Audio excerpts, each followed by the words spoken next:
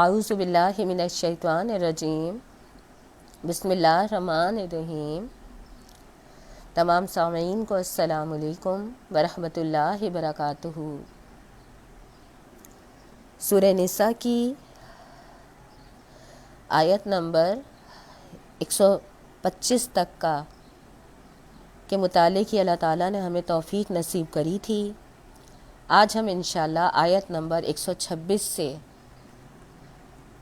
متعلق کی توفیق حاصل کریں گے اللہ رب العزت سے اس دعا کے ساتھ کہ رب اشرح لی صدری ویسر لی امری واحلل عقدۃ من لسانی یفقہوا قولی رب زدنی علما اللہم انا اسألوک علما نافعا۔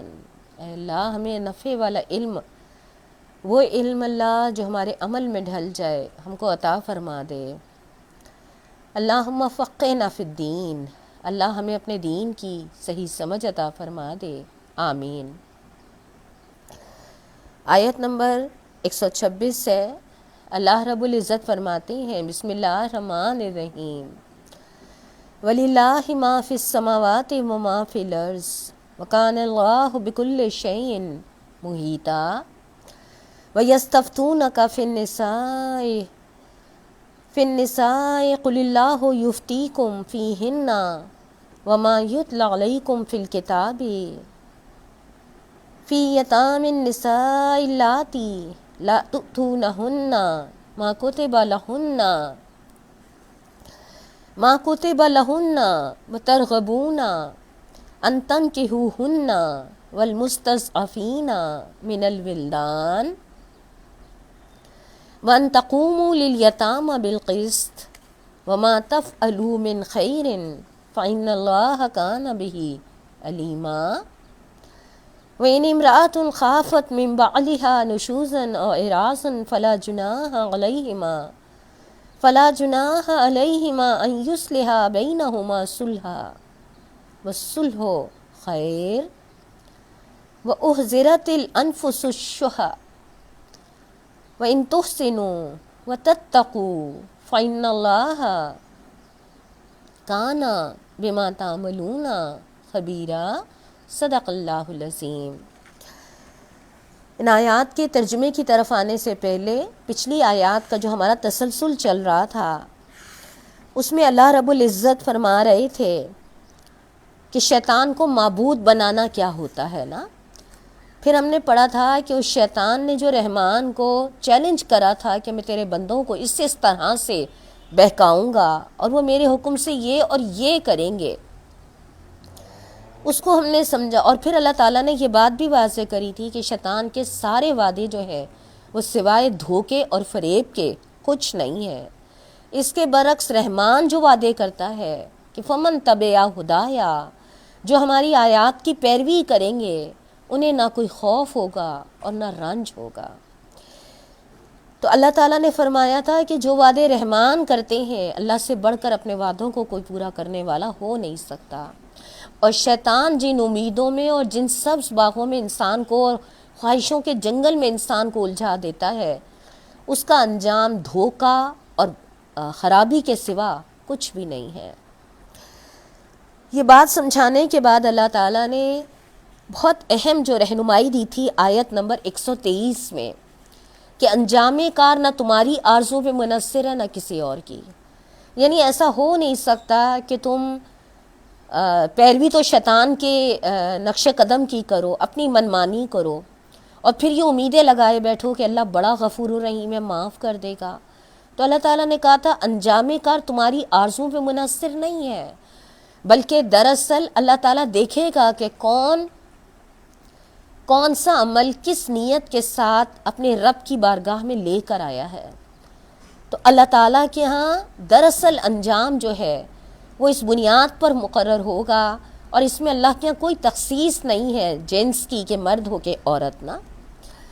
پھر آخری آیات جو ہم نے پڑھی تھی، اس میں اللہ رب العزت نے حضرت ابراہیم علیہ السلام کا آیت نمبر 125 میں اللہ تعالیٰ نے فرمایا تھا کہ شخص سے بہتر اور کس کا طریقہ زندگی ہو سکتا ہے جس نے اللہ کے آگے سر تسلیم خم کر دیا اور اپنا رویہ نیک رکھا اور یکسو ہو کر ابراہیم علیہ السلام کے طریقے کی پیروی کی، اس ابراہیم علیہ السلام کے طریقے کی جس کو اللہ نے اپنا دوست بنا لیا تھا۔ آسمانوں اور زمین میں جو کچھ ہے سب اللہ کا ہے۔ ان آیتوں سے اللہ رب العزت نے ہر ایمان لانے والے کے سامنے یہ بات واضح کر دی تھی کہ قابل تقلید مثال اگر دیکھا جائے، انسان اپنی زندگی میں کسی کو ماڈل بنائے تو حضرت ابراہیم علیہ السلام کی ذات ہے۔ اور حضرت ابراہیم علیہ السلام کی وہ کون سی خوبی ہے جو اللہ تعالیٰ کے نزدیک سب سے زیادہ پسندیدہ تھی کہ وہ یکسو تھے، کیوں کیا کیسے بالکل نہیں کرتے تھے۔ گویا اللہ تعالیٰ نے حضرت ابراہیم علیہ السلام کا نمونہ رکھ کر مجھے اور آپ کو یہ رہنمائی دے دی کہ اللہ رب العزت کے ہاں پسندیدہ ترین مومن جو ہوتا ہے اس کے اوصاف کیا ہوتے ہیں نا۔ اللہ کرے کہ ہم اپنے اندر ان اوصاف کو پیدا کرنے کی اپنی انتہائی کوشش کر لیں۔ اور پھر آخری جملہ، اور پھر جب حضرت ابراہیم نے اپنا یکسو ہونا ثابت کرا تو اللہ تعالیٰ نے ان کو اپنا دوست بنا لیا۔ میں نے پچھلی دفعہ خاصی وضاحت کے ساتھ یہ بات کری تھی کہ انسان جب تک عبادات انجام دے رہا ہوتا ہے اللہ کا غلام ہوتا ہے، مولانا نے جگہ جگہ تفسیر میں لکھا ہے، لیکن جب وہ اللہ کے دین کی اقامت کے کام میں لگ جاتا ہے تو اللہ تعالیٰ اس کو اپنا دوست قرار دیتے ہیں۔ اور پھر آخری جملہ اللہ تعالیٰ نے فرمایا تھا زمین اور آسمانوں میں جو کچھ ہے اللہ تعالیٰ کا ہے اور اللہ ہر چیز پہ محیط ہے۔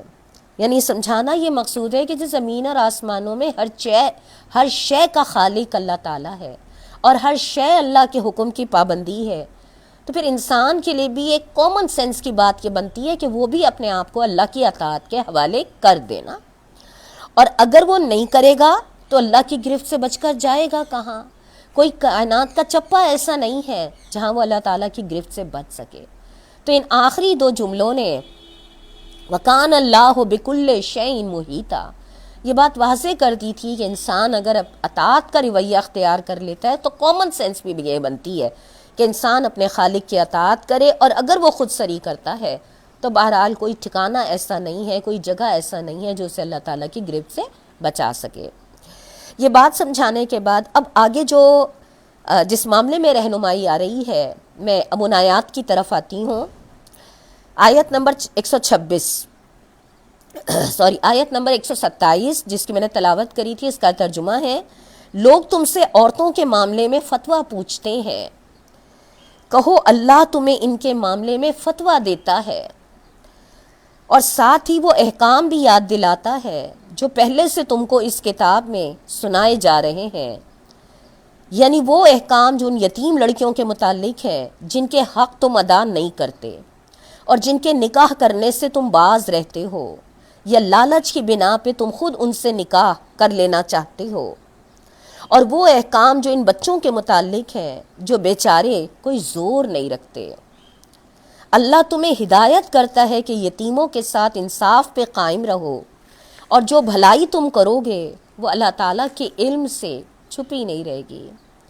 اس آیت کو پڑھتے ہوئے ذہن میں ایک سوال پیدا ہوتا ہے کہ لوگ تو عورتوں کے بارے میں پوچھ رہے تھے ہے نا، وہ فتویٰ کیا ہے وہ تو بھی اگلی آیت میں آ رہا ہے نا، یعنی اللہ تعالیٰ نے اس فتوے کا جواب جو ہے جو لوگ پوچھ رہے تھے، آیت نمبر 127 میں جو اللہ تعالیٰ نے فرمایا لوگ تم سے عورتوں کے بارے میں پوچھتے ہیں، تو اللہ تعالیٰ نے اس کا جواب جو ہے وہ آیت نمبر 128 میں دیا ہے، اور اس سے پہلے اللہ تعالیٰ نے آیت نمبر 127 میں یہ بات فرمائی کہ تم عورتوں کے بارے میں تو پوچھ رہے ہو، لیکن اللہ تمہیں بتاتا ہے کہ تم ان یتیموں کے بارے میں بھی تو سوچو کہ جن کے بارے میں اللہ تعالیٰ نے تمہیں سورہ نساء میں شروع میں بھی بتایا تھا کہ جن کے مال اور دولت کی بنا پہ یا جن کے خوبصورتی کی بنا پہ تم ان کے ساتھ ایسے ایسے رویے اختیار کرتے ہو جو ہم سورہ نساء کے شروع میں پڑھ کے جا چکے ہیں نا، اور یہاں مولانا نے اس کا جواب بھی دیا ہوا ہے نیچے۔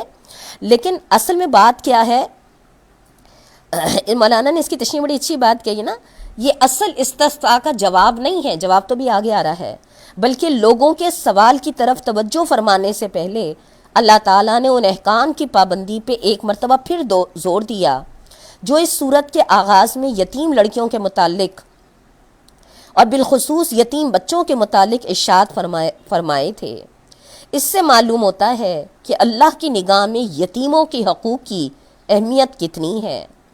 ابتدائی دو رکوع میں ان کے حقوق کے تحفظ کی تاکید بڑی شدت کے ساتھ کی جا چکی تھی، مگر اس پہ اکتفا نہیں کیا گیا۔ اب جو معاشرتی مسائل کی گفتگو چھڑی تو قبل اس کے کہ لوگوں کے پیش کردہ سوال کا جواب دیا جاتا، یتیموں کے مفاد کا ذکر بطور خود چھیڑ دیا گیا۔ یہ تبلیغ کا بڑا پیارا انداز ہے جو قرآن ہمیں سمجھاتا ہے۔ ہم کہتے ہیں نا، جب لوہا گرم ہو تو چوٹ مارو، یعنی جب سامنے والے کے اندر آپ طلب محسوس کریں کہ وہ آپ سے کوئی چیز جاننا چاہتا ہے، تو آپ اسے 2+2=4 کی طرح جواب مت دیں۔ آپ غور کریے گا، عموماً ہماری کچھ اس طرح سے نیچر ہوتی ہے، ہم یہ چاہتے ہیں ہم نے کوئی بات پوچھنا تو دوسرا جو ہے نا 2 ٹوک اسی بات کا ہمیں جواب دے دے۔ لیکن قرآن ہمیں انداز تبلیغ یہ بتاتا ہے کہ جب تم دیکھو کہ سامنے والے کے اندر کوئی بات سمجھنے کی طلب ہے تو اسی بات سے جو متعلق دوسری چیزیں ہیں نا وہ بھی مختصراً ان کے سامنے رکھ دو، تاکہ اس وقت ذہن چونکہ سننے کے لیے آمادہ ہے تو لہٰذا اس کے دوسرے پہلو پر بھی اس کا ذہن چلا جائے گا۔ میں اس کی آپ کو ایک مثال دیتی ہوں۔ جیسے لوگ عموماً نماز کے مسائل کے بارے میں، روزے کے مسائل کے بارے میں، وضو تیمم کے مسائل، فقہی مسائل کے بارے میں ہم سے بات کر رہے ہوتے ہیں نا، تو بے شک ہم ان کے ان مسئلوں کی اس وسعت کے ساتھ رہنمائی کریں جو ہمیں ہمارے دین دیتا ہے نا، لیکن ان مسئلوں کی رہنمائی کے ساتھ ہم ان پر یہ بھی واضح کر دیں کہ فار ایگزامپل جیسے نماز ہے، ٹھیک ہے، نماز کے جو بھی فقہی مسائل ہیں، لیکن ہم ان پر یہ واضح کر دیں کہ دیکھیں نماز جو دراصل قرآن کہتا ہے نا، وہ تو یہ کہتا ہے نماز بے حیائی سے رکتی ہے، نماز فضول خرچی سے رکتی ہے۔ اسی طرح روزہ جو ہے وہ مسائل اپنے ہیں اپنی جگہ فقہی، لیکن دیکھیے روزہ تو انسانیت پیدا کرتا ہے، زکوٰۃ جو ہے وہ مال کی محبت کم کرتا ہے۔ تو کہنے کا مقصد یہ ہے کہ اس آیت سے بھی اور دیگر مقامات پہ بھی، آپ سورہ یوسف کو بھی دیکھیے، وہ جو جنہوں نے خواب دیکھا تھا، وہ جیل کے پورا واقعہ آپ لوگوں کے ذہن میں ہوگا کہ حضرت یوسف نے کہا کہ کل جب وہ کھانا لے کر آئے گا تو پھر میں تمہیں خواب کی تعبیر بتاؤں گا۔ تو آپ وہاں پہ بھی دیکھیے حضرت یوسف نے بالکل انہیں کلیئر اینڈ کٹ کی طرح ان کے خواب کی تعبیر نہیں بتائی تھی، بلکہ پہلے تھوڑی سی تمہید باندھی تھی۔ وہ تمہید کیا تھی کہ یہ جو میں تمہیں بتا رہا ہوں یہ دراصل اس رب کی دین ہے، میرا اپنا کوئی کمال نہیں ہے۔ پھر اس کے بعد میں اس رب کی بندگی کرتا ہوں، یعنی یہ بڑا مؤثر انداز دعوت کا سمجھایا جا رہا ہے کہ جب سامنے والے کے اندر کوئی بات سمجھنے کی طلب موجود ہو تو آپ اسے 2+2=4 کی طرح کلیئر جواب صرف اس کے متعلق نہ دیں، بلکہ اس سے متعلق جو دیگر چیزیں ہیں، جیسے ابھی میں نے آپ کو نماز کی مثال دی ہے، وہ بھی اس پر واضح کر دیں تاکہ اس کے سامنے وہ پوری چیز آشکارا ہو جائے کہ جتنی نماز کے فقہی مسائل پہ اس کی توجہ ہے، اتنی ہی نماز کی جو اصل مقصدیت ہے اس کی طرف بھی اس کی توجہ جائے۔ جتنے روزے کے فقہی مسائل کے بارے میں وہ بات کرتا ہے، اسی طرح روزے کی جو مقصدیت ہے جو اللہ تعالیٰ انسان کے اندر پیدا کرنا چاہتا ہے اس طرف بھی اس کی توجہ چلی جائے۔ تو یہاں پہ بھی آپ یہ دیکھیے گا کہ لوگ تو عورتوں کے بارے میں پوچھ رہے تھے، کیا پوچھ رہے تھے وہ تو اگلی آیت میں آ رہا ہے، لیکن اللہ رب العزت نے ڈائریکٹ عورتوں کے بارے میں جواب دینے سے پہلے لوگوں کو یہ اس طرف متوجہ کیا کہ اگر تمہیں عورتوں کے مسائل کے بارے میں دلچسپی ہے تو دیکھو جس طرح عورتیں معاشرے کا مظلوم طبقہ ہیں، اسی طرح یتیم جو ہے، آپ کو یاد ہوگا سورہ نساء کے شروع میں بھی ہم نے پڑھا تھا کہ یتیم جو ہے وہ بھی معاشرے کا انتہائی کمزور طبقہ۔ تو اللہ رب العزت نے ان کو متوجہ کرا کہ جب تم عورتوں کے بارے میں سمجھنا چاہ رہے ہو تو پھر ان یتیموں کے بارے میں بھی اللہ تعالیٰ نے جو تمہیں رہنمائی دی ہے اس رہنمائی سے فائدہ اٹھاؤ نا۔ یعنی تمہیں اختیار نہیں ہے کہ تم ایک معاملے میں تو اپنی دلچسپی کا اظہار کرو اور اس کو فالو کرو اور دوسرے معاملے میں تم نظر انداز کر دو، نہیں، ایسا نہیں۔ اچھا، اب اللہ تعالیٰ نے کیا کہا؟ اللہ تمہیں ہدایت کرتا ہے کہ یتیموں کے ساتھ انصاف پہ قائم رہو، اور جو بھلائی تم کرو گے وہ اللہ تعالیٰ کے علم سے چھپی نہیں رہے گی۔ یہ جملہ کہہ کے نا اللہ تعالیٰ نے یقین دہانی کرا دی ہے ہر انسان کو جو اپنے رب کی رضا کے لیے بھلائی کرتا ہے، ضروری نہیں ہے اس کو اس کی بھلائی کا پازیٹیو ریٹرن دنیا میں مل جائے نا، لیکن یہ جملہ کہہ کے نا فَإِنَّ اللَّهَ كَانَ بِهِ عَلِيمًا، اگر واقعی تمہاری نیت جو ہے وہ اپنے رب کی رضا کے لیے نیکی کرنا ہے تو پھر یہ یقین رکھو کہ تمہارے رب سے تو تمہاری کوئی نیکی، اب دیکھیے ویسے تو ہم سے اگر پوچھا جائے تو ہم یہی کہیں گے ہاں خدا کی قسم اللہ سے تو کوئی چیز چھپی ہوئی نہیں ہے۔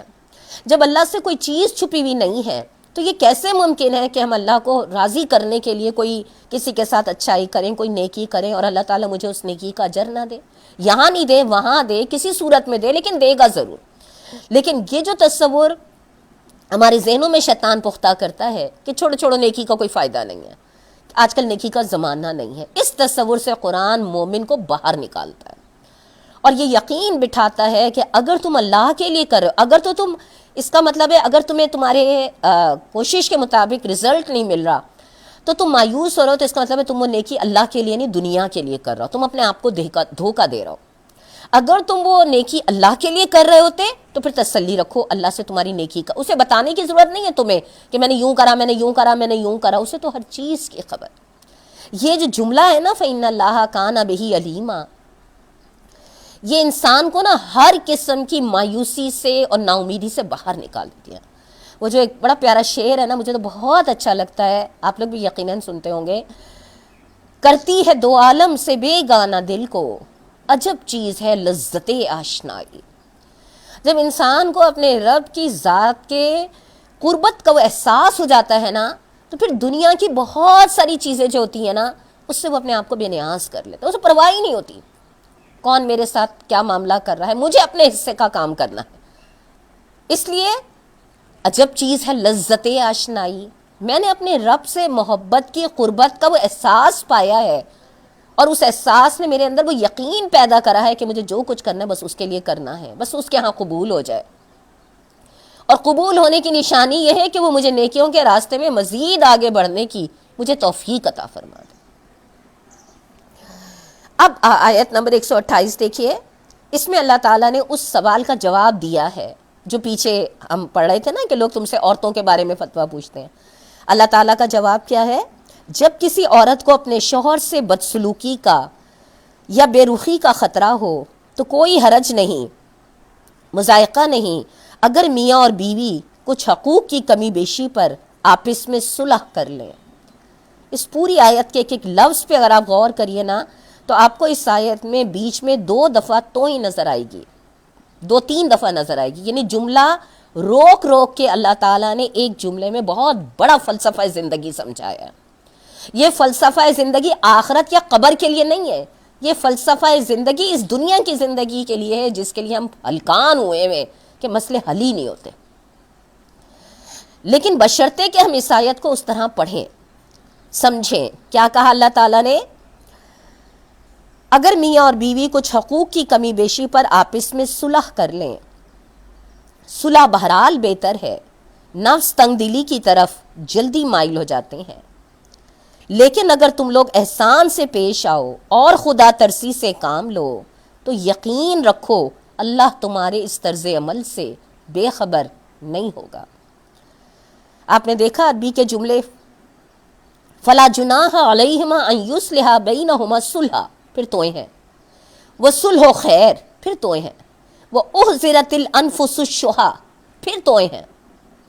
ہم سے پوچھا جائے توئے کیوں ہیں تو ہم یہ کہتے ہیں قرآن پڑھنے کے یہ آداب ہیں کہ کہاں پہ رکا جائے، کہاں پہ سکتا، کہاں پہ سانس۔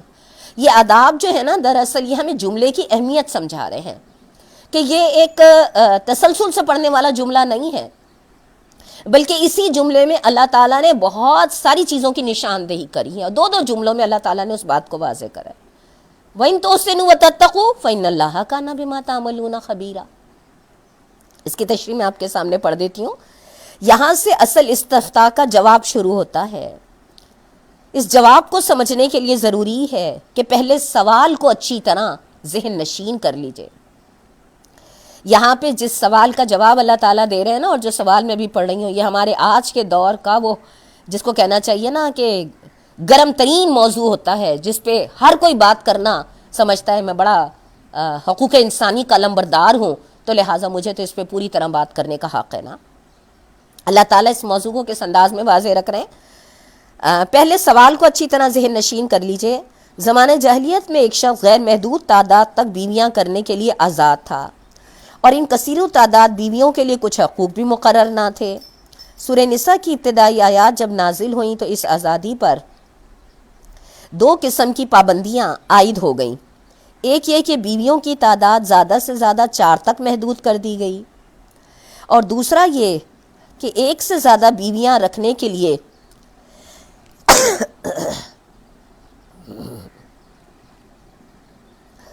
دوسرا یہ کہ ایک سے زیادہ بیویاں رکھنے کے لیے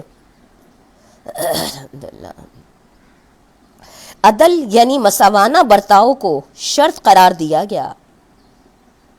اب سوال یہ پیدا ہوا کہ اگر کسی شخص کی بیوی بانجھ ہے یا دائم المرض ہے، دائم المرض کہتے ہیں بیمار رہتی ہے، یا میاں بیوی کے تعلق کے قابل نہیں رہی اور شوہر دوسری بیوی لاتا ہے، تو کیا وہ مجبور ہے کہ دونوں کے ساتھ یکساں رغبت رکھے، یکساں محبت کرے، جسمانی تعلق میں بھی برابری برتے؟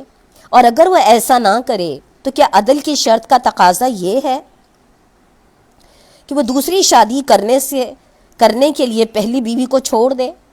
نیز یہ کہ اگر پہلی بیوی خود نہ جدا ہونا چاہے تو کیا زوجین میں اس قسم کا معاملہ ہو سکتا ہے کہ جو بیوی غیر مرغوب ہو چکی ہو وہ اپنے بعض حقوق سے خود دستبردار ہو کر شوہر کو طلاق سے باز رہنے پہ راضی کر لے؟ کیا ایسا کرنا عدل کی شرط کے خلاف تو نہیں ہوگا؟ یہ سوال ہے جن کا جواب ان آیات میں دیا گیا۔ اس کو پڑھ کر احساس ہوتا ہے کہ جن لوگوں کے سامنے اللہ کی آیات آتی تھیں نا، وہ اسے پڑھ کے گزر نہیں جاتے تھے، بلکہ اس کو پڑھنے کے بعد ظاہر ہے جب انسان کسی چیز کو عملاً فالو کرنا اٹھ رہا ہوتا ہے تو 10 طرح کے سوالات مزید اٹھتے ہیں، اور اللہ تعالیٰ نے ان میں سے کسی کا بھی جواب دینے میں کہیں پہ بھی آپ دیکھیے رہنمائی میں کمی نہیں کری ہے۔ یہاں پہ بھی جو سوال اٹھائے گئے ہیں یہ بالکل جینوین سوال ہے، ہر دور کے ہم سمجھتے ہیں نا ہمارے آج کے مسائل ہر دور کے جینوین سوال ہے۔ وہ سوال کیا ہے کہ اللہ تعالیٰ نے جو عدل کی شرط رکھی ہے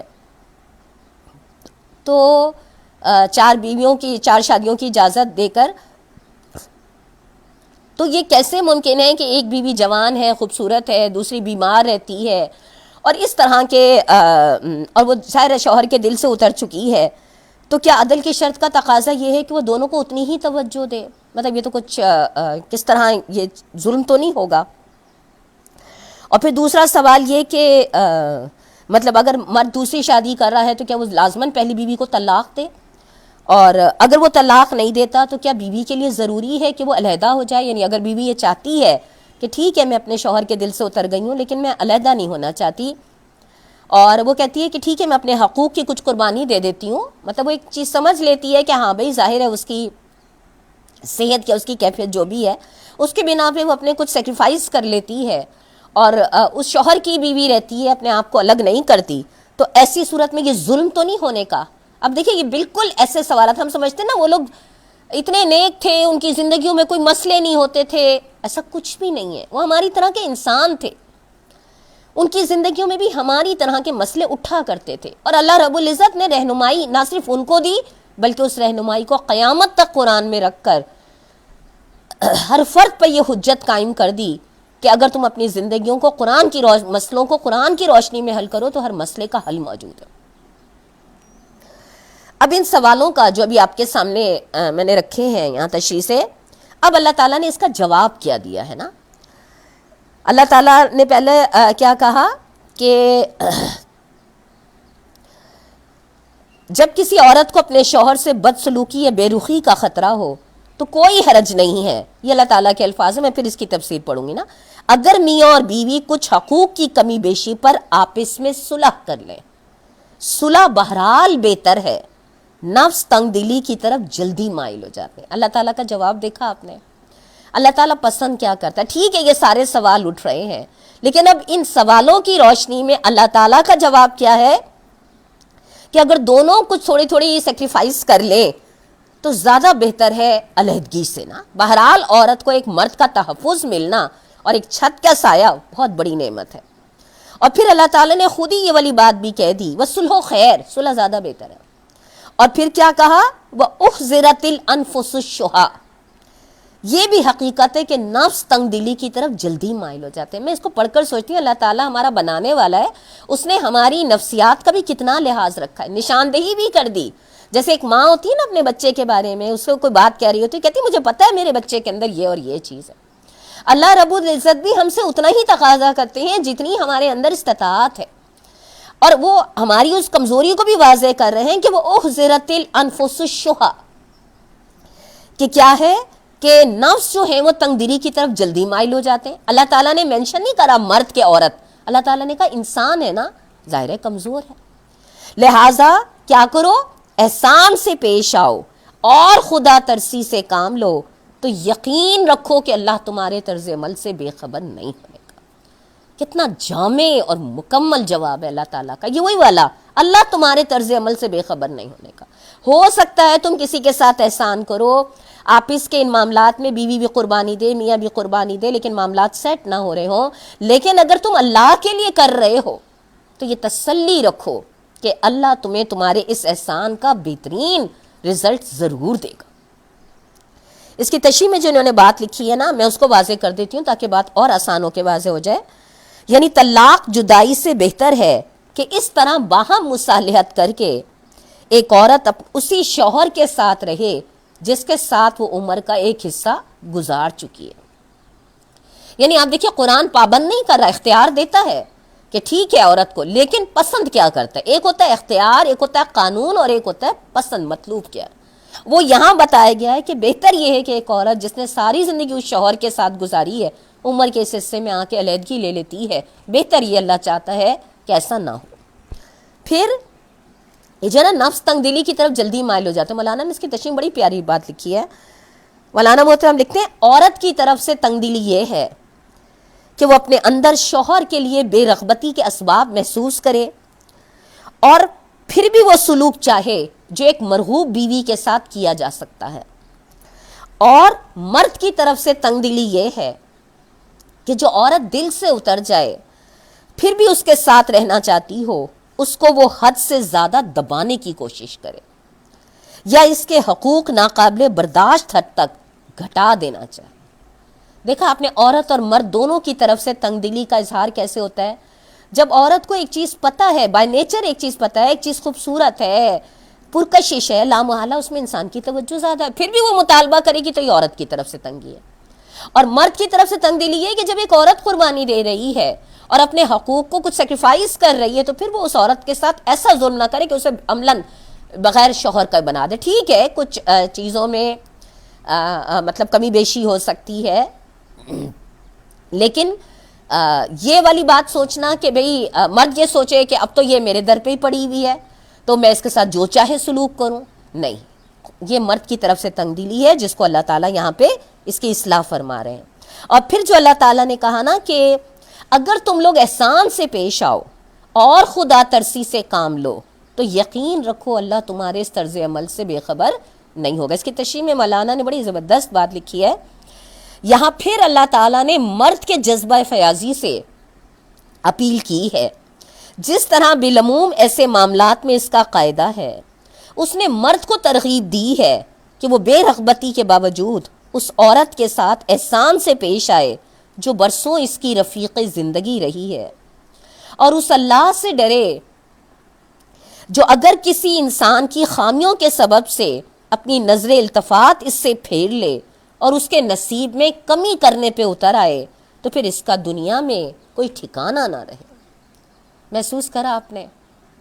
اب ہم کس دل سے یہ محسوس کریں کہ مرد کو اللہ تعالیٰ نے اگر قوامیت دی ہے تو اللہ تعالیٰ نے مرد سے پھر تقاضا بھی حسن سلوک کا اس لحاظ سے زیادہ کرا ہے. یعنی فیاضی کی اپیل اللہ تعالیٰ نے مرد سے کری ہے کہ دیکھو جب ایک عورت تمہاری اتنے عرصے زندگی میں رہی ہے اور ٹھیک ہے اب اس پر تمہاری توجہ اس طرح سے نہیں ہے, لیکن تم ذرا ایک لمحے کے لیے سوچو جس طرح تم اس عورت کو نظر انداز کر رہے ہو, تمہاری کل کمزوریوں کی سبب اللہ تمہارے ساتھ یہ کرے تو تمہارا دنیا میں کیا ٹھکانہ رہے. یہ بالکل والا انداز ہے جو ہم لوگوں نے سورہ نساء کے شروع میں پڑھا تھا نا, جہاں اللہ تعالیٰ یتیموں کی تربیت, کفالت اور اس کے بارے میں ایمان لانے والوں کو رہنمائی دے رہے تھے. تو اللہ تعالیٰ نے یہ بات فرمائی تھی لوگوں کو یہ خیال کر کے ڈرنا چاہیے کہ اگر وہ مر جائیں اور ان کے پیچھے بے بس اولاد ہو. بار بار اللہ تعالیٰ نا انسان کے دل کو نرم کرتے ہیں. اور آپ دیکھیں ہم بھی کبھی دوسرے کو کہتے ہیں ذرا تم اپنے آپ کو میری جگہ رکھ کر دیکھو, اگر تم اس جگہ ہوتی تو تم کیا کرتی, ہے نا. یہ والا احساس جو ہے نا یہ سامنے والے کو سوچنے پہ آمادہ کرتا ہے کہ ہاں واقعی اگر سامنے والا غلطی کر رہا ہے, یعنی وہ اس عورت کی کسی بھی کمزوری کی وجہ سے اگر وہ شوہر کے دل سے اتر گئی ہے, لیکن وہ پھر بھی اللہ کے حکم کی اطاعت میں اپنی زندگی کا باقی حصہ جو ہے اسے ہی پتہ ہے کہ اللہ اس کو پسند کرتا ہے، وہ اسی شوہر کے ساتھ گزار رہی ہے. تو پھر مرد کو اللہ تعالیٰ کہہ رہا ہے کہ تمہاری مردانگی، تمہارا جذبہ فیاضی اس بات کا تقاضا کرتا ہے کہ تم پھر اس عورت کو اس کی کسی بھی اس کی وجہ سے اتنا نہ ڈیگریڈ کر دو، اس لیے کہ اگر کمزوری کوئی اس عورت کے اندر ہے تو ایسی کمزوریاں تمہارے اندر بھی ہیں. اگر تم نے اس کی کمزوری کی بنیاد پہ اسے اس قدر گرا دیا تو کل اللہ اگر تمہارے ساتھ یہ معاملہ کرے تو تمہیں کیسا لگے گا. آپ نے دیکھا اللہ کتنا لطیف احساس سے انسان کو پر امپیکٹ کر رہے ہوتے ہیں. لیکن ساری بات یہ ہے کہ یہ ساری تعلیمات جو ہے، آپ مجھے بتائیے کس مرد کے پاس مجموعی طور پہ ہم اگر اٹھا کے دیکھیں تو اس حلال روزی کی محنت نے یا چکر نے یا سٹینڈرڈ آف لیونگ کی اس دوڑ نے مرد کو تو اتنا کھپا دیا ہے کہ پہلے تو مرد یا مرد ہی کھپ رہا تھا، اب تو عورتیں بھی اس میدان میں شامل ہو گئی ہیں. مرد بھی کمائے، عورت بھی کمائے، اس لیے کہ معیار زندگی کے جو مطالبات ہیں نا وہ پورا کرنا کسی ایک کے بس کی بات نہیں رہی ہے. تو آپ مجھے بتائیے جس دوڑ میں ہم لگے ہوئے ہیں، پورا معاشرہ ہمارا دوڑا ہے، وہاں پہ قرآن کی ان باتوں کو سمجھنے کے لیے کس کے پاس اتنا وقت؟ مردوں کے پاس تو بالکل بھی نہیں ہے، اس لیے کہ حلال معاش نے ان کو کہیں کا نہیں چھوڑا. اور پھر اس معیار زندگی کی بڑھتی ہوئی تڑپ نے خواتین کو بھی اسی لائن میں لگا دیا. نتیجہ کیا ہے؟ ہر کوئی لگا ہوا ہے، کوئی آن لائن بزنس کر رہا ہے تو کوئی اس طرح بزنس کر رہا ہے. مقصد کیا ہے؟ معیارات زندگی کو بلند کرنا نا. یعنی آج آپ یہ دیکھیے کہ جو بھی ہمیں معاشرے کی زوال یا خرابی نظر آ رہی ہے، تباہی نظر آ رہی ہے، بکھرتے ہوئے رشتے نظر آ رہے ہیں، اولاد کا یا معاشرے کا یا نسل کا بگڑنا نظر آ رہا ہے، اس کی بنیادی وجہ پیسے کی کمی نہیں ہے. اس کی بنیادی وجہ اصل میں یہ ہے کہ اللہ تعالیٰ نے تربیت کا ذمہ دار جس خاتون کو بنایا تھا، اس خاتون کو تو معیار زندگی بلند کرنے میں وہ بھی معاشیات کی دوڑ میں لگ گئی ہے. تو کہاں کس کے پاس اتنا دماغ ہوگا کہ وہ اس معاشی دوڑ کے بعد پھر وہ تربیت کی ذمہ داری ادا کر سکے. میرا کہنے کا مطلب یہ کہ یہ جو ہم نے یہ ساری تشریح پڑھی ہے، یہاں تو ہم نے پڑھ لی، ہم چند لوگوں نے مل کے بیٹھ کے سمجھ لی، لیکن اب اس تشریح کو، اس ساری قرآن کے فلسفے کو لوگوں کے ذہنوں میں بٹھانا اور اس کے تحت معاملات کو ہینڈل کرنا، یہ کس کا کام ہے؟ کیا ہم واقعی معاشرے میں یہ چیز لوگوں کی توجہ ہی نہیں ہے؟ اور نہ ہمیں سچی بات ہے، ہم بھی ٹھیک ہے ایک سلیکٹڈ ٹائم نکال کے سن ضرور لیتے ہیں، لیکن معاشرے کی اس دور میں ان ساری چیزوں کی کتنی بڑی اہمیت ہے. ہم بار بار سن رہے، چاروں طرف سے آوازیں آ رہی ہیں، باشعور عورت، مستحکم خاندان. عورت بگڑتی ہے تو خاندان اور معاشرہ بکھر جاتا ہے. اور آپ دیکھیے ان میں ساری چیزوں کی بنیادی اکائی کیا ہے؟ مادیت کی طرف دوڑنا. آپ کو یاد ہوگا جب ہم لوگوں نے سورہ بقرہ میں یہ بات پڑھی تھی، جب بنی اسرائیل نے اللہ سے دال، ساگ، گیہوں، ککڑی کا مطالبہ کرا تھا تو اللہ تعالیٰ نے فرمایا تھا ذلت، پستی، بدحالی اور محتاجی ان پہ مسلط کر دی گئی. کیا حلال چیزیں مانگی تھی انہوں نے؟ اصل کیا وجہ تھی؟ اللہ تعالیٰ نے من و سلوہ کھلا رہے تھے، مگر کس وجہ سے اللہ تعالیٰ نے ان پر ذلت، پستی؟ کہ جب انسان مادیت یعنی زبان کی لذتوں میں پڑ جائے گا تو لا محالہ پھر اس کا یہی حال ہوگا کہ اصل مقصد زندگی سے اس کی نگاہ ہٹ جائے گی. اب آپ مجھے بتائیے، قرآن جو ہمیں مقصد زندگی سمجھا رہا ہے، قرآن جو ہمیں جنت کا راستہ بتا رہا ہے، یہ ہفتے میں 2-4 دن آن لائن کلاسز لے کے تو نہیں ہم اس جنت کے راستے پہ چل سکیں گے نا. یہ راستہ تو ہمیں یہ بتا رہا ہے کہ یہ سمجھنے کے بعد ہم نے معاشرے میں ان چیزوں کو پھیلانا ہے، پوری قوت سے پھیلانا. لیکن ہمارے پاس اتنا ٹائم ہی کہاں ہے. جب ظاہر ہے وہ جو ہم پیچھے پڑھ کے گئے تھے نا، شیطان نے کہا تھا میں ان کے اوقات میں سے ایک بھرپور حصہ لوں گا، میں ان کی صلاحیتوں اور ان کی محنتوں میں سے ایک معقول حصہ لوں گا. آج آپ دیکھ لیجئے وہی والی پڑھ یہ رہے. مجھے صرف یہ احساس ہوتا ہے، ہم کہتے ہیں نا کہ کتنا قیمتی فلسفے اللہ تعالیٰ زندگی کو بہتر کرنے کے قرآن میں بیان کر رہے ہیں، مسئلوں کو حل کرنے کے کتنے بہترین حل ہو جا رہے ہیں. مگر افسوس یہ ہے کہ جن کے مسئلے حل کرنے کے لیے اللہ تعالیٰ نے یہ ساری چیزیں ہمارے سامنے رکھی ہیں، ان کو ان مسئلوں کو حل کرنے کے لیے اس کی طرف رجوع کرنے کی فرصت ہی نہیں. پڑھ لیں گے، بھاگم دوڑم پڑھ لیں گے. اب دیکھیں رمضان آئے گا تو کیسے قرآن پڑھنے کی دوڑ لگی ہوئی ہوگی. لیکن اس پڑھنے کے ساتھ دراصل جو وہ لائف سٹائل سکھا رہا ہے، آپ اس کے معاملات کی اصلاح بتا رہا ہے، آپ بتائیے کیسے ہو سکتا ہے؟ کیا ہمارے معاشرے میں قرآن کم پڑھا جا رہا ہے؟ اس کے باوجود ہمارا خاندانی نظام جو بکھرتا چلا جا رہا ہے، قرآن تو کم پڑھا ہے۔ ہر گھر میں ماشاءاللہ حافظ قرآن آپ کو نظر آئے گا، عالم قرآن بھی نظر آنے لگ جائیں گے، لیکن اس کے باوجود گھر ٹوٹ پوٹ کے شکار ہے۔ اس کی وجہ کیا ہے؟ نہ حفظ وہ ضرورت پوری کر رہا ہے، نہ وہ عالم بے عمل وہ ضرورت پوری کر پا رہا ہے۔ اصل چیز کیا ہے کہ یہ جو چیز ہم پڑھ رہے ہیں، اس کے تحت ہم اپنے ارد گرد اور اپنے معاشرے کے مسائل کو حل کرنے کے لیے اپنا پورا کردار ادا کریں۔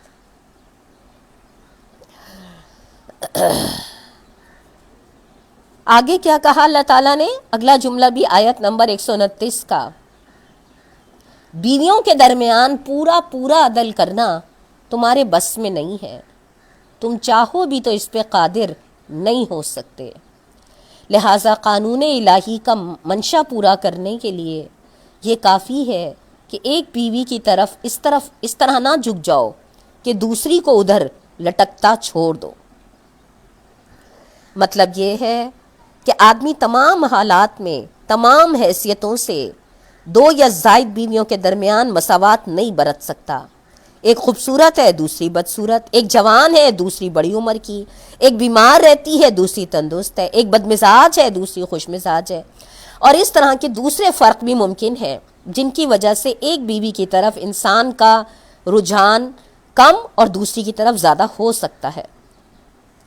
ایسی حالتوں میں قانون یہ مطالبہ نہیں کرتا کہ محبت، رغبت اور جسمانی تعلق میں ضرور ہی دونوں کے درمیان برابری رکھی جائے، بلکہ صرف یہ مطالبہ کرتا ہے کہ جب تم بے رغبتی کے باوجود ایک عورت کو طلاق نہیں دیتے اور اس کو اپنی خواہش یا خود اس کی خواہش کی بنا پہ بیوی بنائے رکھتے ہو تو اس سے کم از کم اس حد تک تعلق ضرور رکھو کہ وہ عملاً بے شوہر ہو کے نہ رہ جائے۔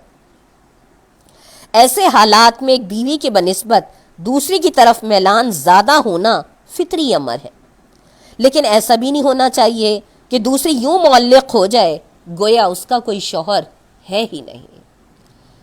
میں ان کو پڑھ کر سوچتی ہوں اللہ تعالیٰ، یعنی ہمیں تو ایسا لگتا ہے جیسے قرآن جو ہے نا وہ بڑی سپر نیچرل قسم کی نا باتیں جو ہمارے ذہنوں میں تصور بنایا گیا ہے، بھئی یہ تو بڑے اولیاء اللہ اور بڑے نیک لوگ اور اس طرح کے لوگ ہی یہ ساری چیزیں فالو کر سکتے ہیں۔ لیکن ان کو پڑھ کر لگتا ہے کہ اللہ تعالیٰ کتنا ہمارے مزاج، ہماری نفسیات، ہماری کمزوریاں، ہمارے مسائل، ہر چیز کے بارے میں اللہ تعالیٰ کتنی باریک بینی سے ہماری رہنمائی فرماتا ہے اور ان کو بہترین طریقے سے حل کرتا ہے۔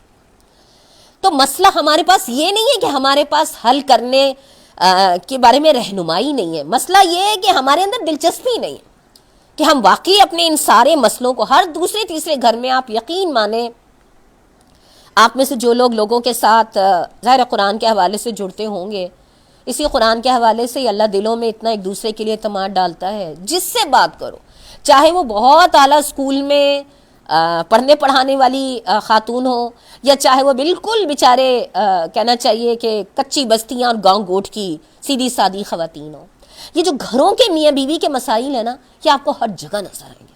اور میں یہ سوچ رہی تھی کہ قرآن نے اتنا بہترین حل دیا ہے، لیکن اس کے باوجود ہمارے مسئلے مسائل کم ہونا تو بڑی دور کی بات ہے، بڑھتے ہی چلے جا رہے ہیں۔ اس کا مطلب ہے کہ مسئلے مسائل حل کرنے کی جو رہنمائی ہے، ہم اس سے فائدہ نہیں اٹھا رہے۔ مسئلے مسائل کو ہم اپنے انداز میں، اپنے حالات کے حوالے سے حل کرتے ہیں۔ ہاں، قرآن کو ہم تلاوت کے لیے اور ثواب کے لیے پڑھتے ہیں اور ختم کرتے ہیں اور سب کچھ کرتے ہیں، اس کا ہماری عملی زندگی سے تعلق جو ہے وہ بس چند عبادات کی حد تک تو رہ گیا ہے، باقی اس سے زیادہ ہم اس کو اپنی زندگی میں داخل کرنے کو تیار نہیں ہیں۔ یہ جملہ کہہ کے آیت نمبر 129 کا اللہ تعالیٰ نے خود فیصلہ دے دیا۔ یہ ممکن ہی نہیں ہے کہ دو انسانوں کے ساتھ برابری اس طرح ہو سکے۔ جب یہ ممکن ہی نہیں، بائی نیچر چیز ہو ہی نہیں سکتی، تو پھر اگر کوئی اس کا مطالبہ کرتا ہے تو وہ زیادتی کرتا ہے، تنگ دلی کا مظاہرہ کرتا ہے۔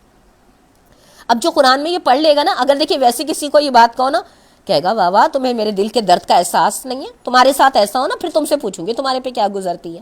لیکن جب وہ قرآن میں یہ پڑھ لے گا نا کہ یہ جملے اللہ تعالیٰ کہہ رہے ہیں کہ جس درجے کی عدل تم چاہتے ہو یہ انسان کے بس میں نہیں ہے، تو پھر اسے صبر آ جائے گا، پھر اسے سمجھ آ جائے گی کہ ہاں جب میرا رب یہ بات کہہ رہا ہے تو پھر مجھے ایسی توقع ہی نہیں کرنی چاہیے. خرابیاں یا دل وہاں خراب ہوتے ہیں جہاں توقعات ہوتی ہیں.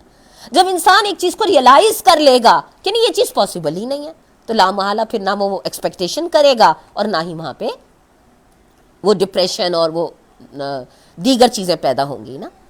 آگے اللہ تعالیٰ فرماتے ہیں اگر تم اپنا طرز عمل درست رکھو اور اللہ سے ڈرتے رہو تو اللہ چشم پوشی کرنے والا اور رحم فرمانے والا ہے. اس آیت میں بھی بہت تسلی ہے. اللہ تعالیٰ یہ نہیں کہہ رہا کہ تمہارا ہر عمل جو ہے وہ بالکل تقویٰ کے پورے معیار پر پورا اترتا ہو، دائیں بائیں نہ ہو. نہیں، اللہ تعالیٰ کہہ رہے ہیں اگر تم اپنا طرز عمل درست رکھو، مجموعی طور پر تم اپنے ہر معاملے کو اللہ رب العزت اور اس کے پیارے نبی کے بتائے ہوئے طریقے کے مطابق ہینڈل کرنے کی کوشش کرو اللہ سے ڈرتے ہوئے، تو پھر اللہ کیا کرے گا؟ حتی الامکان تمہاری کمزوریوں سے درگزر فرما لے گا. اس کی تشریح مولانا نے بڑی پیاری بات کہی ہے نا، یعنی اگر حتی الامکان تم جان بوجھ کے ظلم نہ کرو اور انصاف سے ہی کام لینے کی کوشش کرو تو فطری مجبوریوں کی بنا پہ تھوڑی بہت کوتاہیاں جو تم سے انصاف کے معاملے میں صادر ہوں گی انہیں اللہ تعالیٰ معاف فرما دے گا. ہے نا تسلی اور رہنمائی کہ واقعی ہم میں سے کون اپنے بارے میں یہ سوچ سکتا ہے کہ میرے سے کبھی زیادتی کچھ وہ نہیں ہوتی. لیکن اللہ رب العزت نے اس کا نسخہ کتنا اچھا بتایا کہ تم اپنی دانست میں پوری کوشش کرو کہ تمہاری ذات، تمہاری ساری چیزوں سے کسی کا کوئی حق نہ مارا جائے، کسی پہ کوئی ظلم نہ ہو. اگر تم اپنی جانب سے یہ پوری احتیاط کرو گے تو پھر انسان ہونے کے ناطے فطری کمزوریوں کے بنا پہ اگر کچھ ہو جائے گا تو تمہارا رب بہت چشم پوشی کرنے والا ہے. وہ کوئی ایک عمل کو پکڑ کے تو تم سے حساب نہیں لے گا. جیسے آپ نے دیکھا ہے نا ایک ماں کا بھی کیا ہوتا ہے، جس بچے کے بارے میں ایسا ہی ہوتا ہے کہ نہیں یہ میرا بچہ ہے تو فرمانبردار، اگر وہ کبھی کوئی غلطی کر لیتا ہے تو ماں اس کو یہ سوچ کے تھوڑا ریلیف دیتی ہے کہ نہیں یہ ویسے ایسا کرتا نہیں ہے، اگر اس سے یہ ہو گیا ہے تو لازماً اس کے پیچھے کچھ ایسا ہوا ہوگا. وہ 10 طرح سے اس کو کمپلسیٹ کر لیتی ہے. لیکن جو بچہ ہمیشہ ہی ایسا کرتا ہے تو وہ اس کے بارے میں تو یہی تو ہے ہی ایسا. بالکل یہی حال بندوں کا بھی ہے.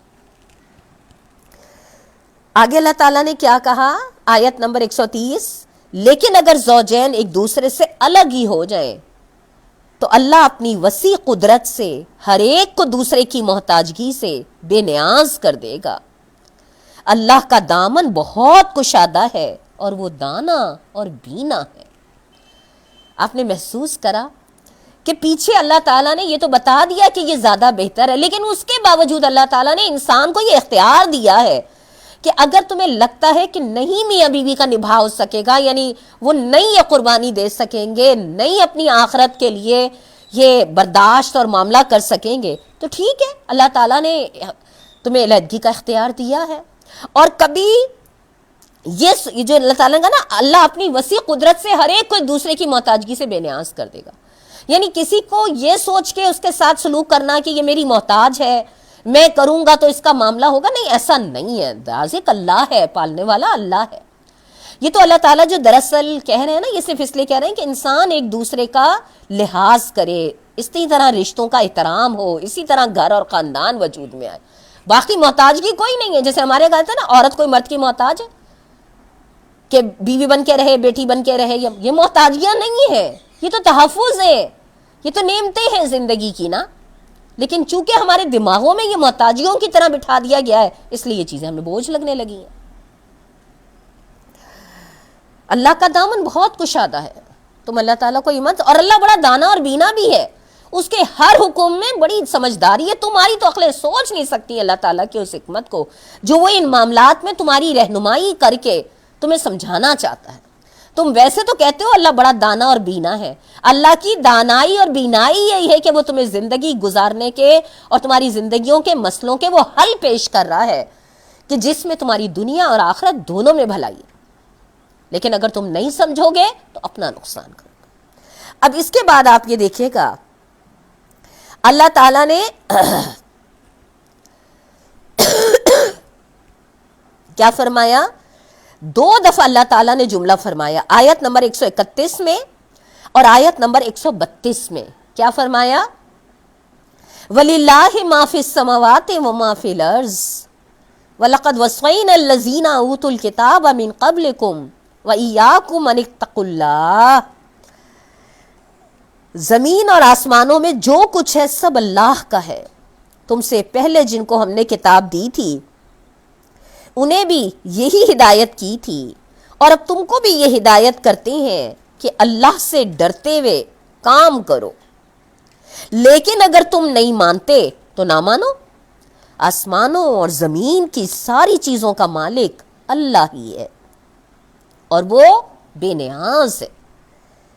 پھر دوبارہ کیا کہا؟ وَلِلَّهِ مَا فِي السَّمَاوَاتِ وَمَا فِي الْأَرْضِ. ہاں اللہ ہی مالک ہے ان سب چیزوں کا جو آسمانوں میں ہے اور جو زمین میں ہے، اور کارسازی کے لیے بس وہی کافی ہے. اگر وہ چاہے تو تم لوگوں کو ہٹا کر تمہاری جگہ دوسروں کو لے آئے، اور وہ اس کی پوری قدرت رکھتا ہے. جو شخص محض ثواب دنیا کا طالب ہو اسے معلوم ہونا چاہیے کہ اللہ کے پاس ثواب دنیا بھی ہے اور ثواب آخرت بھی. اللہ سمیع اور بصیر ہے.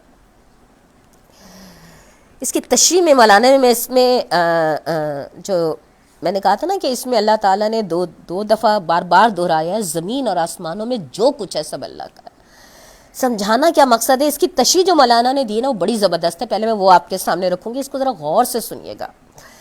بالعموم قانونی احکام بیان کرنے کے بعد اور بالخصوص تمدن اور معاشرت کے ان پہلوؤں کی اصلاح پر زور دینے کے بعد جن میں انسان اکثر ظلم کرتا ہے، اللہ تعالیٰ اس قسم کے چند پر اثر جملوں میں ایک مختصر واعظ ضرور فرمایا کرتے ہیں، اور اس سے مقصد یہ ہوتا ہے کہ انسانوں کو ان کی پابندی پہ آمادہ کیا جائے. اوپر چونکہ عورتوں اور یتیم بچوں کے ساتھ انصاف اور حسن سلوک کی ہدایت کی گئی، لہٰذا اس کے بعد یہ ضروری سمجھا گیا کہ چند باتیں اہل ایمان کے ذہن نشین کرا دی جائیں. پہلی بات کیا ہے؟ بڑی اہم ترین بات ہے. پتہ تو سب کچھ ہے، لیکن اللہ کرے یہ پتہ جو ہے نا یہ یقین کی حد تک ہماری زندگی میں اتر جائے. ایک یہ کہ تم کبھی اس بھلاوے میں نہ رہنا کہ کسی کی قسمت کا بنانا اور بگاڑنا تمہارے ہاتھ میں ہے. اگر تم اس سے ہاتھ کھینچ لو گے تو اس کا کوئی ٹھکانہ نہیں رہے گا. نہیں، تمہاری اور سب کی قسمتوں کا مالک اللہ تعالیٰ ہے، اور اللہ کے پاس اپنے محسن بندے یا بندی کی مدد کا ایک تم ہی واحد ذریعہ نہیں ہو. اس مالک اور زمین آسمان کے ذرائع بے پناہ وسیع ہیں، اور وہ اپنے ذرائع سے کام لینے کی حکمت بھی بہت اچھی طرح جانتا ہے. دوسرا یہ کہ تمہیں اور تمہارے پچھلے تمام انبیاء کی امتوں کو ہمیشہ یہ ہدایت کی جاتی رہی ہے کہ خدا ترسی کے ساتھ کام کرو. اس ہدایت کی پیروی میں تمہاری اپنی فلاح ہے، اللہ کا کوئی فائدہ نہیں ہے. اگر تم اس کی خلاف ورزی کرو گے تو پچھلی تمام امتوں نے نافرمانیاں کر کے اللہ کا کیا بگاڑ لیا جو تم بگاڑ لو گے. اس فرمائے روائے کائنات کو نہ پہلے کسی کی پرواہ تھی نہ اب تمہاری پرواہ ہے. اس کے حکم کو نہیں مانو گے تو وہ تم کو ہٹا کر دوسری قوم کو سر بلند کرے گا، اور تمہارے ہٹ جانے سے اس کی سلطنت میں کوئی کمی واقع نہیں ہوگی. اس نقطے سے کیا چیز نکل کر آئی؟ رب العزت کی بے نیازی. وہ جو حدیث قدسی کے الفاظ ہیں نا، اے جنینس اگر تیرے سارے اگلے پچھلے ملکت بھی متقی سے متقی انسان کی طرح ہو جائے تو اللہ کی کائنات میں مچھر کے پر کے برابر بھی اضافہ نہیں ہونے کا. اور اگر سارے اگلے پچھلے مل کر گناہگار سے گناہگار انسان کی طرح ہو جائیں تو اللہ کی کائنات میں مچھر کے پر کے برابر بھی کمی نہیں آنے کی. کیا سمجھایا جا رہا ہے؟ پہلا کیا تھا؟ تم اس بھلاوے میں نہ رہنا، کسی کی قسمت کو بنانا اور بگاڑنا تمہارے ہاتھ میں. اس پہلے نقطے سے اللہ تعالیٰ نے انسان کی میں کو ختم کر دیا. میں یہ کروں گی تو یوں ہوگا، میں یہ کرتی ہوں، میں بچے پالتی ہوں تو یوں ہوتا ہے، میں کما کے لاتا ہوں تو گھر میرا چلتا ہے، میں یہ کرتی ہوں تو یہ ہوتا ہے. اللہ تعالیٰ نے کہا سب کا مالک اللہ تعالیٰ ہے. لہٰذا اس خوش فہمی کو دماغ سے نکال دو. وہ اکثر ہم جملے پڑھتے ہیں نا کہ اس قبرستان میں سب وہ سو رہے ہیں جو کہتے تھے کہ ہمارے بغیر کام کیسے چلیں گے. سب چل رہا ہے. دنیا کا کون سا کام کبھی کسی کے بغیر رکا ہے؟ اور باوجود یہ ساری چیزیں دیکھنے کے ہمارا اپنے بارے میں بھی یہ گمان ہے، اگر ہم یہ نہیں کریں گے تو کیسے ہوگا، یوں نہیں کریں گے تو کیسا ہوگا۔ لہٰذا پہلی بات تو انسان کی میں کو ختم کر دیا، تم اس بھلاوے میں نہ رہنا۔ دوسرا کیا کرا، اللہ تعالیٰ نے اپنی بے نیازی، پچھلی قوموں نے اللہ کی نافرمانی کر کے کیا بگاڑ لیا جو تم بگاڑ لو گے۔ اور تیسرا نقطہ کیا ہے، اللہ تعالیٰ کے پاس دنیا کے فائدے بھی ہیں اور آخرت کے فائدے بھی، عارضی اور وقتی فائدے بھی ہیں اور پائیدار اور دائمی فائدے بھی۔ اب یہ تمہارے اپنے ظرف اور حوصلے کی بات ہے کہ تم اس سے کس قسم کے فائدے چاہتے ہو۔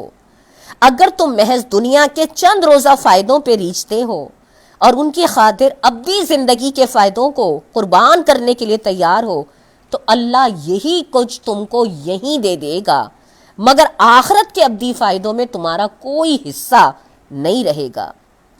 بہت زبردست جملے لکھے مولانا نے، دریا تو تمہاری کھیتی کو ابد تک سیراب کرنے کے لیے تیار ہے، مگر یہ تمہارے اپنے ظرف کی تنگی اور حوصلے کی پستی ہے کہ صرف ایک فصل کی سیرابی کو ابدی خشک سالی کی قیمت پہ خریدتے ہو۔ کچھ ظرف میں وسعت ہو تو اطاعت اور بندگی کا وہ راستہ اختیار کرو جس سے دنیا اور آخرت دونوں کے فائدے تمہارے حصے میں آئے۔ کیا بات نکل کر آئی؟ تنگ دلی۔ انسان اپنی تنگ دلی کی وجہ سمجھتا ہے بس جو کچھ ہے بس مجھے یہاں مل جائے۔ کیا کہا گیا، اگر ذرا سے بھی دل میں وسعت ہے نا تو ان ہمیشگی کے فائدوں کے لیے آج محنت کر لو کہ جو کبھی ختم نہیں ہونے کے۔ یہ جو ہے نا، دریا تو تمہاری کھیتی کو ابد تک سیراب کرنے کے لیے تیار ہے۔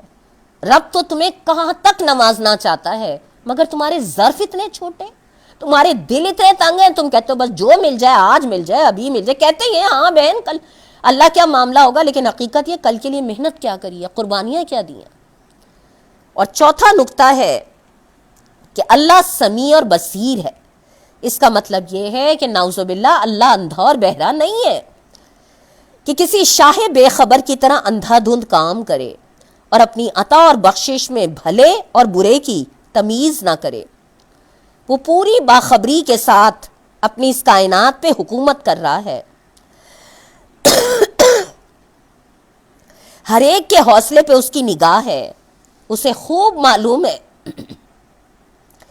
کہ تم میں سے کون کس راہ میں اپنی محنتیں اور کوششیں صرف کر رہا ہے۔ تم اس کی نافرمانی کا راستہ اختیار کر کے ان بخششوں کی امید نہیں کر سکتے جو اس نے فرمانبرداروں کے لیے مخصوص کی ہیں۔ سمیع اور بصیر، اگر ہم سے پوچھا جائے اللہ تعالیٰ نے یہاں پہ جو اپنی صفت رکھی ہے کہ اللہ تعالیٰ جو ہے وہ سمیع اور بصیر ہے، وَكَانَ اللَّهُ سَمِيعًا بَصِيرًا، تو اس صفت کو یہاں رکھنے کا مقصد کیا ہے کہ یہ بات اچھی طرح سمجھ لو کہ اللہ تعالیٰ ہر ایک کی کوشش کو، حوصلے کو، قربانیوں کو، محنتوں کو، سب کو جانچ رہا ہے، بڑی باریک بینی سے دیکھ رہا ہے۔ ایسا ممکن ہی نہیں ہے کہ ایک شخص اللہ کی رضا کے لیے اپنی دنیا کی زندگی کی محنتوں کی اور جدوجہد کا راستہ اختیار کرے اور قربانیوں کا راستہ اختیار کرے اور اللہ اسے قیامت والے روز انہی لوگوں کے ساتھ کر دے جنہوں نے اپنی مرضی کی زندگی گزاری ہو۔ ایسا ممکن ہی نہیں ہے۔ تو سمیع اور بصیر کہنے کا مطلب یہ ہے کہ اللہ تعالیٰ بہت انصاف کرنے والا ہے، بڑا قدردان ہے، جو جیسا کرے گا وہ ویسا پائے گا۔ لہٰذا تم لاکھ، جو ابھی پچھلے رکوع میں بھی ہم پڑھ کے گئے تھے نا، انجام کار نہ تمہاری آرزوں پہ منحصر ہے نہ اہل کتاب کی۔ تم کو اپنی مرضی کی زندگی گزارو اور امیدیں رکھو جنت تمہارے استقبال کے لیے کھڑی ہوگی، نہ اللہ تو بار بار دو ٹوک فیصلہ سنا رہا ہے کہ اگر تم اللہ تعالیٰ کو سمیع اور بصیر سمجھتے ہو تو ایسا ممکن ہے کہ ایک وہ جو اللہ کی رضا کے لیے کام کر رہا ہو اور ایک وہ جو اپنے نفس کا غلام بنا ہو، کیا دونوں کا انجام برابر ہو سکتا ہے؟ قرآن کہتا ہے لوگوں تم لوگ بڑے برے فیصلے لگاتے ہو، اور آپ دیکھ لیجیے ہم سب کچھ پڑھتے ہیں۔ ایک مقام نہیں، قرآن کا جگہ جگہ مقام ہے، کہیں اللہ تعالیٰ کہتے ہیں لوگوں آنکھوں والا اور اندھا برابر ہو سکتے ہیں۔ یہ باتیں کیا ہے کہ اللہ تعالیٰ یہ ذہن میں بات بٹھاتے کہ لوگوں امیدوں پہ جینا اور اپنی مرضی کی زندگی گزارنا اور پھر یہ سمجھنا کہ جنت تمہارے استقبال کے لیے کھڑی ہوگی، تم اپنے آپ کو دھوکہ دو رہے ہو، نقصان تمہارا اپنا۔ اس کو پڑھ کر اندازہ ہوتا ہے جو انہوں نے مولانا نے لکھا نا کہ اللہ تعالیٰ، جیسے ہم پیچھے پڑھ کے گئے تھے نا، قرآن مجید صرف کتاب قانون نہیں ہے بلکہ کتاب نصیحت بھی ہے۔ ہمارا رب ہم سے محبت بھی کر، دنیا میں کوئی قانون کی کتاب اگر کہتی ہے کہ الٹے ہاتھ پہ بائیں ہاتھ نہ موڑو تو وہ یہ نہیں بتاتی کیوں نہ موڑو. اب انسان اپنی عقل کو استعمال کر کے خود ہی ججمنٹ کر لے. لیکن قرآن وہ کتاب آئین ہے جو ہمارے سامنے قانون بھی بتاتا ہے اور اس کی حکمت بھی بتاتا ہے, اور حکمت کے ساتھ ساتھ جو ہم کہتے ہیں نا ایک موٹیویشن بھی دیتا ہے کہ دیکھو اگر تم یہ مان لو گے نا تو تمہارا کیسا فائدہ ہوگا, اور دیکھو اگر تم نہیں مانو گے نا تو کتنا نقصان ہے. کوئی پہلو اللہ تعالیٰ نے انسان کو سمجھانے کا چھوڑا نہیں ہے. یہ انسان کی ناسمجھی ہے کہ وہ اللہ کی اس نصیحت کو, ہم پڑھ رہے تھے نا سورہ طٰہٰ میں, ہمارا یہاں پہ سبق ختم ہو گیا, اس دن ہماری اس میں کلاس میں چل رہا تھا, بڑا یہ ہلا دینے والی آیت تھی کہ قیامت والے روز اللہ تعالیٰ کچھ انسانوں کو اندھا کر کے اٹھائے گا. تو وہ کہیں گے اللہ تعالیٰ دنیا میں تو ہم آنکھوں والے تھے, تو نے ہمیں یہاں اندھا کر کے کیوں اٹھایا؟ اللہ تعالیٰ فرمائے گا دنیا میں جس طرح تو میری آیتوں سے اندھا بن کے گزر جاتا تھا, آج میں نے تیرے ساتھ آیتوں سے اندھا بن کے گزرنا کیا ہوتا ہے؟ پڑھ لیں, سن لیں, ڈسکشن بھی کر لیا, اس پہ 10 باتیں بھی کر لیں, لیکن ان آیتوں میں جو مجھ سے تقاضا کیا گیا ہے عمل کا, اس میں چونکہ بہت محنت اور قربانیاں اور سب کچھ کرنی پڑتی تھیں, لہٰذا اس کو دور سے سلام. بس ٹھیک ہے, پڑھنے پڑھانے پہ اللہ جنت میں داخل کر دے, الحمدللہ اتنا کچھ تو ہے نا. جن خوش فہمیوں نے اہل کتاب کے ساتھ کا انجام یہ کرا تھا, وہی خوش فہمیاں آج پیارے نبی کی امت کو اس راستے پہ لے کے جا رہی ہیں. اللہ کرے کہ یہ علم ہمارے لیے نفع کا باعث بن جائے, ہماری آنکھیں کھول دے, اور ہمیں اپنے حصے کے کام کے لیے محنت کرنے والا اور اپنی بارگاہ کی نگاہ میں, اپنے رب کی بارگاہ میں قبولیت کا مقام عطا فرما دے, آمین. آیت نمبر 134 پہ میں نے ختم کر دیا, انشاءاللہ زندگی رہی تو آئندہ 135 سے انشاءاللہ لوں گے. دعا کر لیتے ہیں. اعوذ باللہ من الشیطان الرجیم, بسم اللہ الرحمن الرحیم. اللہم صلی علی محمد وعلی آل محمد کما صلیت علی ابراہیم وعلی آل ابراہیم انک حمید مجید. اللہم بارک علی محمد وعلی آل محمد کما بارکت علی ابراہیم وعلی آل ابراہیم انک حمید مجید.